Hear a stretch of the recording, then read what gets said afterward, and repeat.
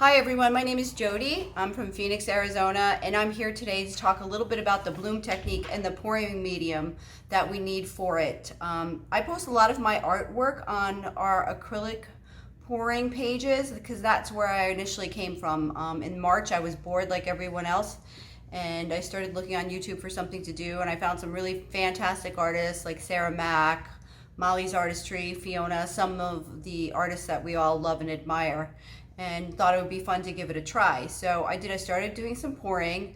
Great time with it. I love, still love acrylic pouring. The problem is that I was doing it in my garage, and then in Arizona it gets super hot out here in March, and I couldn't do it anymore. In my journey, when I was looking, I had saw this little fantastic looking bloom along the way, and I thought it was really pretty, and I wanted to find out how to do it. So I found out that it was a Sheleeart style bloom. So I signed up for her online course, and I've kind of been hooked ever since. What I really like about this is it allows me to come inside because you need such little amounts of paint to do this. So I get a lot of questions, people asking me about it, like what do I use silicone? And the thing is that it's just a different technique. With this particular technique, we're gonna be making our own pouring medium and paints, which sounds super complicated, but it's really not at all. You just need a few ingredients to do it. I use a lot of pigments and high flow paints. So today I'm gonna take a little bit of time and I'm gonna show you guys what to do, what you need, and how to mix it. Once you have your pouring medium mixed up, it stays good for a really long time, and you need such little amounts of everything for this technique. So I'm gonna go on the other side of the camera where I'm actually more comfortable, and then once I record it, I'll voice it over for you guys. And then if you have any questions, you can send me private messages. I'm always here to help. I'm in no way an expert at this.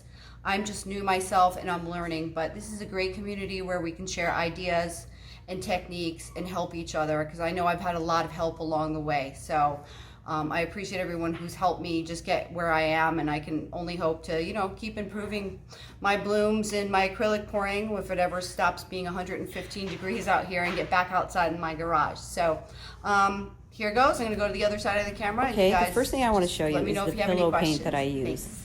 This is Color Place Classic Paint Interior by Walmart. It's a white satin. This is the paint that I put on the canvas before we do anything. It floats the other colors on top of it, relatively inexpensive, between $12 and $15. The next thing I want to show you is the Sherwin-Williams High Gloss Ultra Deep Base. This is really important that it says Ultra Deep Base on it. I bought the Deep Base by accident, and it has a white tint to it and turns all of your colors pastel, and it doesn't work. So just be careful because they kind of all look the same. We're going to do a 2-to-1 pouring mediums with this. So what we're going to do is add 4 ounces of the Ultra Deep Base. You'll notice it's kind of thick. It doesn't really have a color to it. It's kind of a little yellowish, translucent. I always try to scrape the paint out of there, or else the top just sticks on.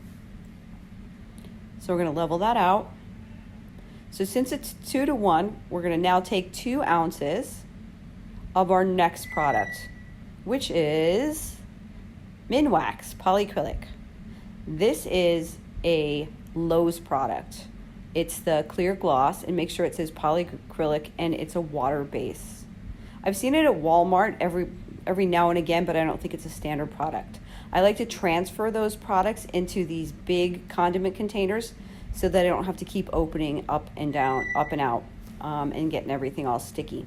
So here I'm going to add 2 ounces of the polyacrylic right on top of that Ultra Deep Base.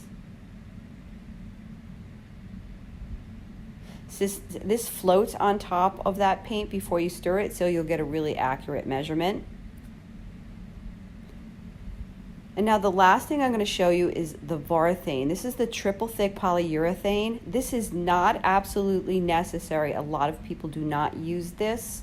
I like it. I feel like I get a little bit more cell action with it, but don't feel like you can't use just what I've showed you up to this point. I add about 1 ounce of this product right on the top of that. So we'll end up with 7 ounces of pouring medium. Now you can make more if you want to. I usually make 14 ounces of pouring medium at a time and keep it in that big container. It lends itself really well to mixing with that container when you're doing pigments and the fluid. You'll see in a few minutes when I show you. So we want to just get this mixed up. The bottom sticks, so we really want to give that a good stir and keep stirring.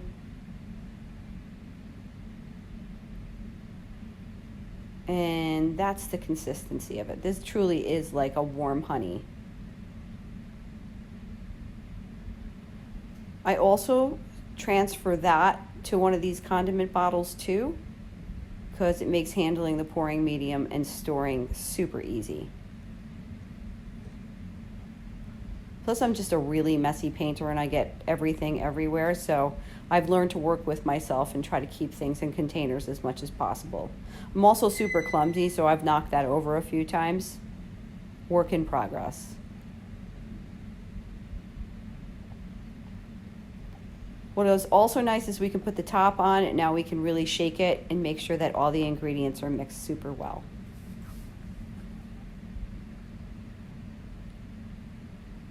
So we're going to give this a shake, and there you go. We've made our pouring medium. Now we're ready to start mixing some paint. So I use these little plastic cups I got on Amazon. They're just 2-ounce containers, condiment containers. I'm going to start with a Sheleeart Primary Elements Passion. These are beautiful colors. They're sparkly. They add so much to your painting.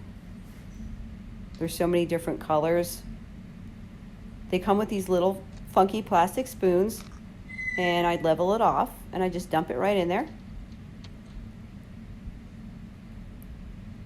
And now what we want to do is we want to get these pigments wet. So we're going to use that polyacrylic again, and I'm going to put about 1/8 of a teaspoon in there. Just going to get them wet. Some of them are a little chunkier than others, and you might have to add just a tiny bit more, but always go just a few drops at a time. You don't want to put too much in there. So now we're just going to take our craft stick and get that nice and mixed up. Make sure you scrape the sides. We don't want to waste any of this either. It's so pretty.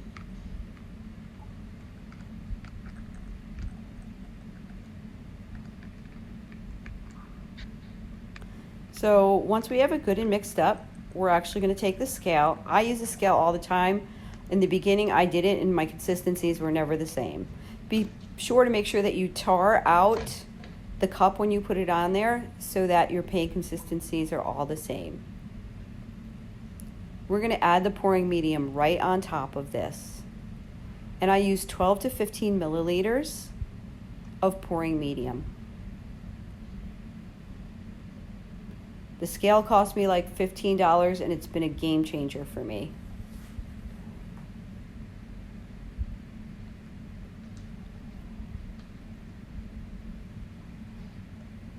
So all we're going to do is mix that back up again. So give it a good stir. Make sure you scrape the sides again. I like to let these paints sit for at least an hour before I use them because the air bubbles seem to come out of them. And I also feel like it lends itself better to absorbing the pigments.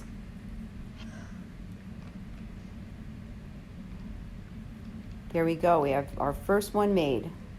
Second, I'm going to show you how to make with a fluid paint. So we're going to use golden fluid. So what we want to do here is we want to just put the pouring medium into the cup. And I actually tar out the cup as well. So we're going to pour 12 to 15 milliliters in here. I tend to go more towards the 15 on the fluid paints.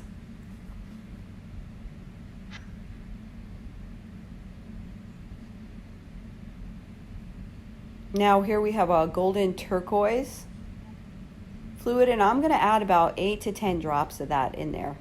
Some of the golden paints are more rich in pigments than others, and they come up faster. So you just have to play with it a little bit. Now we're going to notice we're going to start stirring this, and the color is going to come up real quick.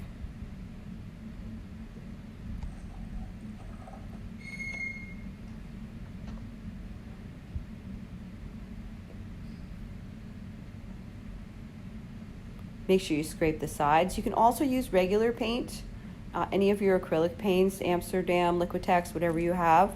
They're all going to be different consistencies. So with those, I usually use 1/4 teaspoon of paint, and then I thin it out with Liquitex. It's called Flow Aid. It's a good product, but just add a few at a time, few drops at a time always. So now we have 2 paints. Next, I'm going to show you the magic ingredient is the cell activator. This is Australian Floetrol. I ordered it on eBay. It took a little bit to get here. It's pretty expensive, but we're only using it for the cell activator, so it lasts a long time. Next, we're going to use the Amsterdam acrylic titanium white. I find that this is the best paint that I've found for the cell activator. You can't use other whites like a zinc. It doesn't work. Now I'm on the struggle bus trying to get my measuring devices apart. Obviously, they're glued, so I, of course, give up and decide to go with the tablespoon. So I'm going to shake it up a little bit, and I'm going to put 3 tablespoons. This is a 3-to-1. So even if you can use 3 teaspoons to 1 of paint, but here, since I'm stuck together, I'm going to just use the tablespoon.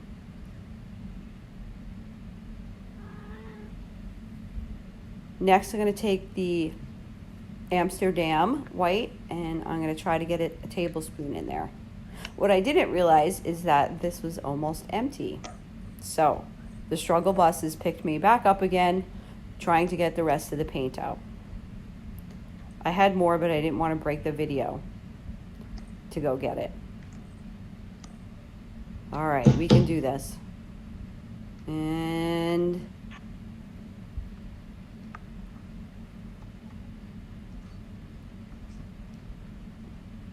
we make it. We got our tablespoon out of there. Level it off. I always put the Floetrol in first because it makes the paint slide right off. Now, usually I do not make this much cell activator, but because of my utensils sticking together, now as you can see, my cup is way too full. Good thing I had another little container of cell activator, so I'm just going to pour that in there so that I don't make a mess. We want to stir this up. It gets nice and fluffy. And this is going to be thinner than your paints, and that's the way it's supposed to be. The pillow is supposed to be the thickest, then next the colors, the paint colors, and then lastly your cell activator. And if you watch people's videos you see of blooms, you'll see the way that they layer their paints, and the cell activator is on the top, and they use either their mouths to blow it out or a blow dryer. You can refer back to the videos to watch more of those techniques.